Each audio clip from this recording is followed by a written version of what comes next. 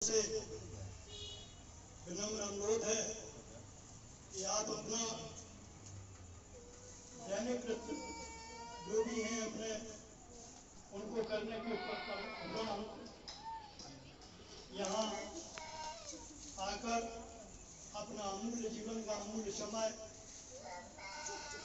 दान दें। मनुष्य जीवन अति मूल्यवान है। इसमें हमें क्या करना है, क्या नहीं करना है, कैसे जीवन रहना है, कैसे नहीं रहना है, परिवार में मुझे कैसे रहना है, कैसे नहीं रहना है, सभी तरह के विचार, सभी तरह की भावनाएं, सभी तरह की क्रियाएं कैसे कैसे रहा जाए, इसके संबंध में ये आयोजन हुआ है। ईश्वर के प्रति कैसे मिला जाए, ईश्वर क्या है, ईश्वर का स्वरूप क्या है, हम ईश्वर से मिल सकते हैं या नहीं मिल सकते हैं, आदि आदि आदि बहुत से विचार हैं जो आपको सुनने को मिलेंगे। आप आइए, अपना जो भी भोजन प्रसादी का काम है करके तुरंत आने का कृपा करें, अपने समय का दान दें। समय की चूक बहुत बड़ी चूक होती है। अगर मनुष्य तन में मैंने समय की चूक कर दी, ये समय मिला है हम सभी को मनुष्य शरीर में, हमारी कोई गारंटी नहीं है कि मुझे पुनः मनुष्य शरीर मिल जाएगा। इसके लिए मुझे क्या करना चाहिए, मुझे क्या कैसे रहना चाहिए, आज भी बहुत से ऐसे विचार हैं जो हमारे तक हम सुनते तो हैं, लेकिन उनको कैसे प्रैक्टिकली रूप में हम कैसे अपने जीवन का निर्वाह करें, इन परिवारों में रह के कैसे मैं अपने संबंधों को पवित्र बना के रह सकें, आदि आदि बहुत से विचार हैं। यहाँ आप सुनेंगे, आने का कष्ट करें। अब हम प्रारंभ करने जा रहे हैं गुरु वंदना से। आओ गुरु वंदना।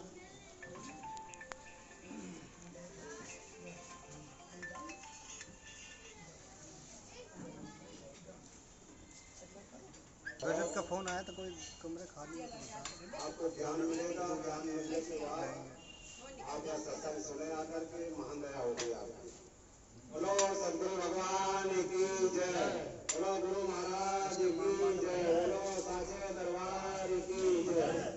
हरि ओम श्री ओम श्री जय जय गुरु देवा, ओम श्री ओम श्री जय जय गुरु देवा। तीनों देव ध्यान धरे, तीनों देव ध्यान धरे, देव करे सेवा।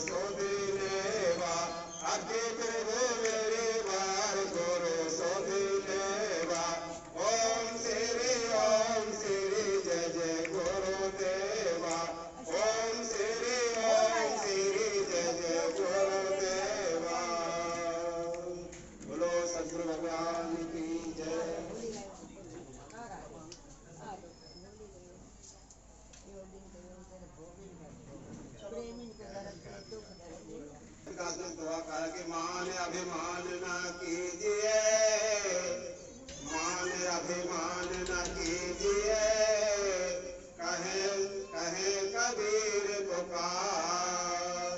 मान अभिमान न कीजिए, कहे कबीर पुकार। जो सिर साधु नान में, जो सिर साधु नान में, तो सिर काट उतार। यानी इसका तो एक आशय ये है कि हमको जो है मनुष्य को जो है साधु के चरणों में सर को नमन करना चाहिए। तभी भक्ति का, क्योंकि भक्ति की जो चाबी होती है संतों के हाथ में होती है। संत के चरणों में जब तक शीश हम नहीं डालेंगे तब तक हमें भक्ति का ज्ञान नहीं होगा। कहा है कि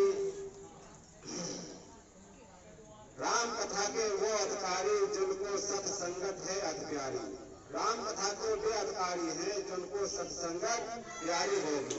अगर ऐसा नहीं होगा तो भक्ति नहीं मिलेगी महाराज। फिर कहा है संतों ने कि संत मिलन को चाहिए, संत मिलन को चाहिए, मोटन आग समान। संत मिलन को चाहिए, कजमाया अभिमान। जो जो पग आगे धरे, जो जो पग आगे धरे, कोटन आग समान। क्योंकि संत परमात्मा होते हैं।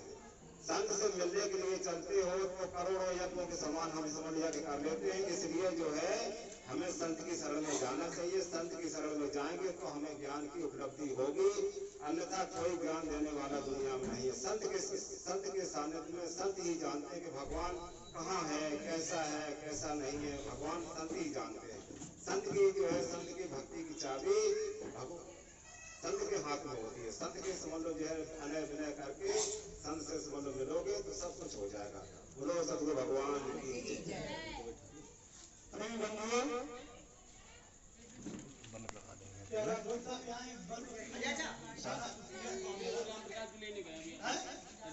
बिट्टू, ये बिट्टू ले लो, बिट्टू ले लो। फोन कर देते हैं, कोई और कोई चला जाता है। जब से शरीर ग्रहण करता है, प्रथम गुरु उसकी माता है, दूसरा गुरु पिता, भाई बहन, बुआ दादी जो भी हैं, ये प्रथम गुरु है परिवार के। फिर पड़ोसी, इसके बाद जब और बड़ा हुआ तो बाकी जने कितने उसे गुरु बनाता चला आ रहा। कोई व्यवसाय करना है तो व्यवसाय का मुझे गुरु चाहिए, कोई मुझे पढ़ना है तो पढ़ने के लिए मुझे गुरु की जरूरत है। अर्थात आप देखिए कि जीवन में हर व्यक्ति कोई सीख लेनी है किसी से तो सीख देने वाले को गुरु कहा है और सीख लेने वाले को शिष्य कहा गया। यही एक परंपरा है जो अनादिकाल से चली आ रही है। लेकिन सवाल इस बात का है कि गुरु तो किया जाए, गुरु कैसा किया जाए, गुरु का हमें करने की जरूरत क्या है, गुरु की आवश्यकता क्या है। माता पिता सर्वोपर गुरु हैं। जब माता पिता ही सर्वोपर गुरु हैं तो गुरु करने की जरूरत क्या है, इस बात पर जरूर विचार करना। यहाँ विचार किए जा रहे हैं, इस पर अंदर बैठे बैठे ही विचार करना है। गुरु का मतलब क्या है। एक साधु ने कहा है, क्योंकि शास्त्र सम्मत बात होगी, यहाँ संत मत के विचार दिए जाएंगे। एक संत ने कहा है,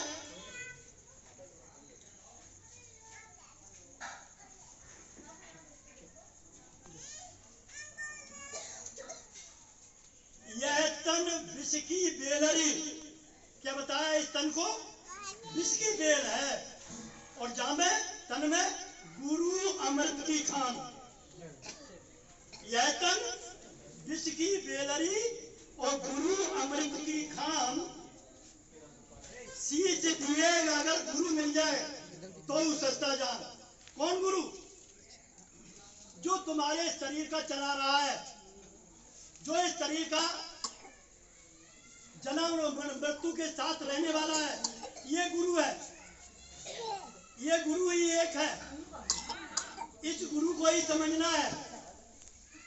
हर एक का प्राण ही उसका गुरु है, उसका आत्मा ही उसका गुरु है। ये गुरु की मुझे जरूरत है। मुझे इस गुरु से मिलाया जाए, इस गुरु की पहचान दी जाए, जो मुझे मेरे अंतर्यामी गुरु की पहचान दे दे, वो मेरा सामने वाला संत है। वरना किसी को गुरु मत समझना, न संत समझना, एक इंसान समझना। ये पहचान है, लेते जाओ।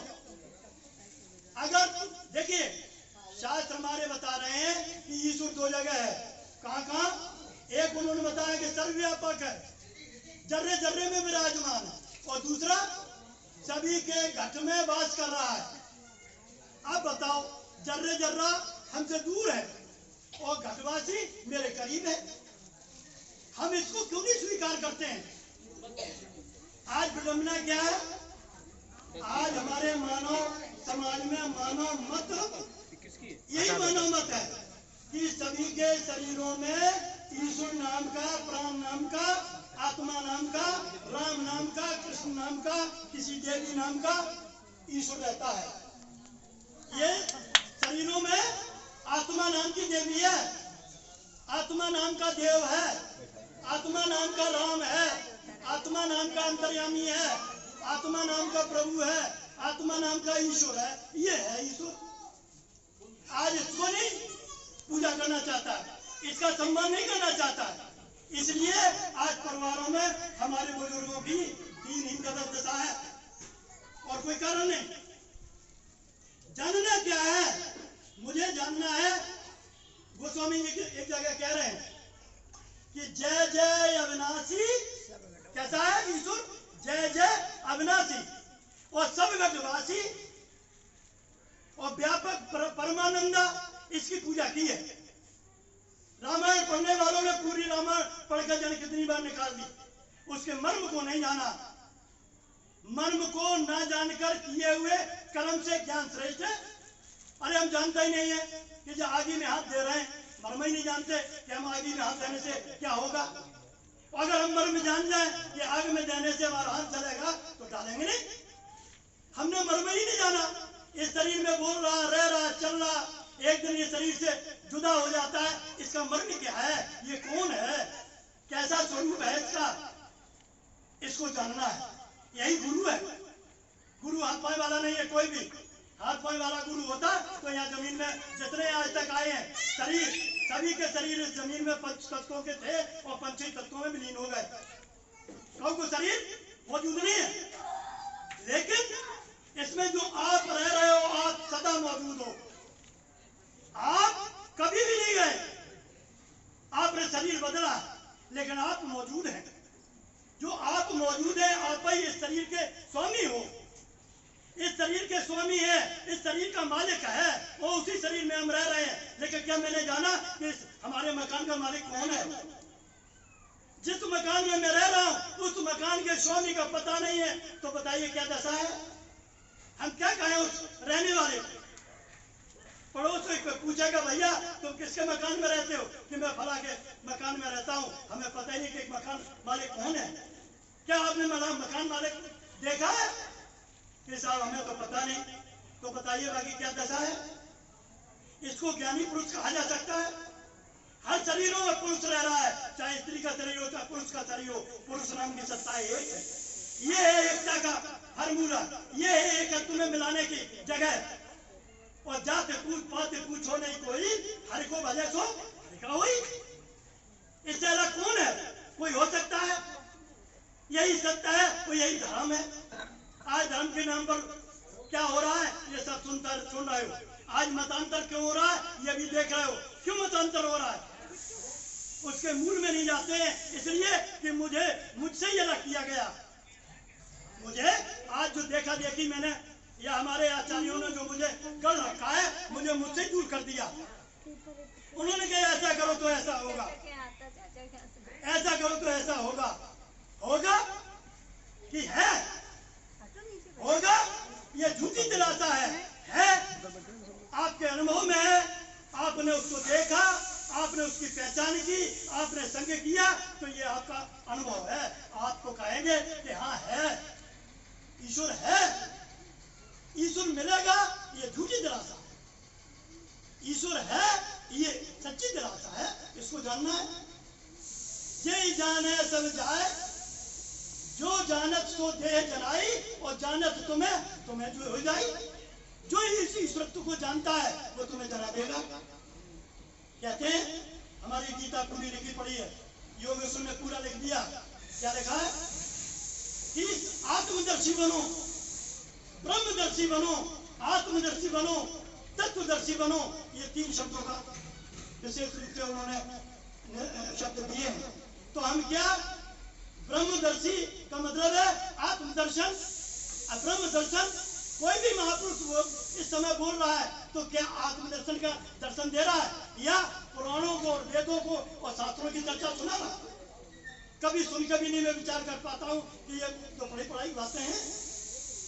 आत्मदर्शन जिसने जिसका दर्शन कर लिया है, आप इलाहाबाद कुंभ हो आए, नहाए आए, तो आपने वहां का दर्शन किया है, आप बैठे बैठे यहाँ बता दोगे कि वहां ऐसा है, ऐसा है, ऐसा है।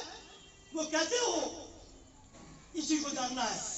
हमारा ईश्वर ही, हमारा प्राणेश्वर ही फिसल के भूल और भ्रम के कारण वो जीव हो गया, प्राणेश्वर प्राण हो गया, ईश्वर जीव हो गया। अब ये जीव से ईश्वर कैसे हो, इसके लिए है साधना, इसके लिए है गुरु की जरूरत, और कोई बिना जरूरत नहीं है। पतित पावन कैसे हो, जहाँ बिंदी लगाई जाती है, जहाँ यहाँ से इससे ऊपर ईश्वर का घर है, गुरु का घर है। गुरु ग्रह पढ़न गए रघुराई, अल्पकाल विद्या सब पाई किसने, इस प्राण ने। जो पतित है ये ऊपर कैसे जाए? किसी से पूछो, हमारे यहाँ देहात में कहा जाता है कि गुरु करो जान के और पानी पियो छान के। ये कहावत है, लेकिन संतों ने कहा कि नहीं, ऐसा नहीं है। गुरु करो छान के और पानी पियो जान के। पानी पूछ लो कहूँ से, भैया हमें जहर तो नहीं मिला, किसी का झूठा तो नहीं है। आप लोगों को कहते कि नहीं ठीक है आप पी लीजिए, उसे पानी में जहर मिला दिया, कैसे छान के क्या निकाल लोगे? गुरु को करो छानो। ये गुरु कैसा है? क्या मुझे, मेरे प्राणों को मुझे पतित से पावन बनाया, और तुम बनो, तुम ही जानो कि मैं इस काल में पावन हूँ। मेरे पास कोई भासमान सृष्टि नहीं है। जब तक सृष्टि है तब तक आपको ज्ञान नहीं मिला। दृश्य जो गो गोचर जहां लग मन जाई, सो सब माया जानो भाई। जहां तक दृष्टि गोचर है वहां तक माया है। तो बताइए भजन किसका किया जाए? ये सवाल गोस्वामी जी ने डाल दिया है। ये गोस्वामी ने सवाल सभी जनता जनार्दन को डाल दिया है। गो गोचर जहां लग मन जाए, जहां तक तुम्हारी कल्पना जारी है वहां तक अज्ञान है, माया है। अब बताओ पूजा काय की करें और पूजा काय से करें? 2 सवाल खड़े कर दिए। पूजा किसकी की जाए और पूजा काय से करें? काय मन तक उनने कह दिया, मन तक सब माया में लगा हुआ है, किससे पूजा की जाएगा? हमारे पास शरीर है, इंद्रियां हैं और मन है, बुद्धि है, इतनी तो है सबके पास। यही साम्राज्य है। अब इससे कह रहे हैं संत कि इससे पूजा नहीं होगी। और देखो गोस्वामी जी के बातों बता देते हैं। उन्होंने लिखा है कि राम अतर्क बुद्ध मन वाणी। कौन राम? रोम रोम रमनता ते रामा। वेद की शुक्ति है कि रोम, जो तुम्हारे रोम रोम की जानकारी रखता है, ये राम है। राम अतर्क बुद्धि मन वाणी और मत हमार। शंकर जी ने पार्वती जी से कहा कि ये मेरा मत है कि मत हमार अस सुनो भवानी। आप बताइए कहाँ? जो एक शंकर अपनी पत्नी पार्वती जी से कह रहे हैं, उमा जी से कह रहे हैं कि देखिए ये दशा है, राम को तुम नहीं जान सकते हो, राम रोम रोम में रम रहा है और वो बुद्धि मनवाणी में है नहीं। आप बताइए, और हम मनवाणी से बात पाना चाहते हैं। सूरदास जी ने एक जगह लिखा है